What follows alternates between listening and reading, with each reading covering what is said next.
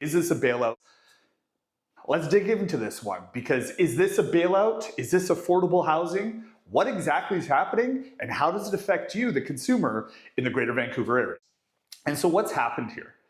So we need to look back the last, not even a decade, last 5 or 6 years, and understand what has brought us to this position, to this state, to this unparalleled. This, in many cases, especially on the new development side, is the equivalent of the United States in 2008, what we're facing both in BC, or I should say the Lower Mainland, and in many cases in Ontario or Toronto, even worse, right? But basically, we found ourselves in this perfect storm.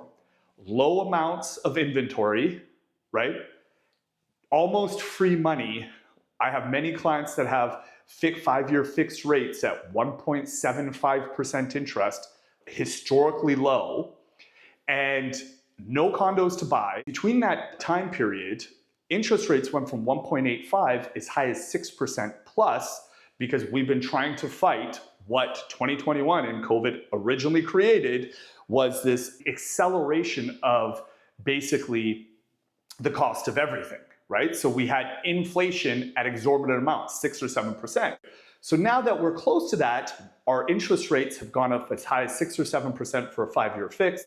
But the problem is those people that originally were approved and thought their payments were going to be X amount, had X amount put down, etc., were banking on being able to rent it out at a certain price point to break even as an investment. Because that's something that a lot of people aren't talking about, is that majority of these pre-sales in Vancouver and majority of the pre-sales even in the Fraser Valley were purchased as investments, as potential rental property. So now that we have thousands of units available, and now that unfortunately nobody's going to be cash flowing on them because they're at a 4 or 5% interest rate versus what they originally thought was 1.85, we had a whole influx of these properties coming onto market.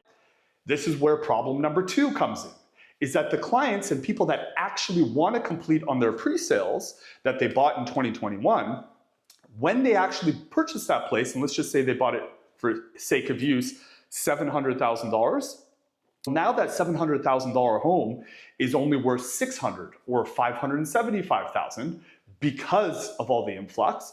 Let's just say they're still willing to complete because they've put $140,000 down. They're still willing to complete at that $700,000 price point.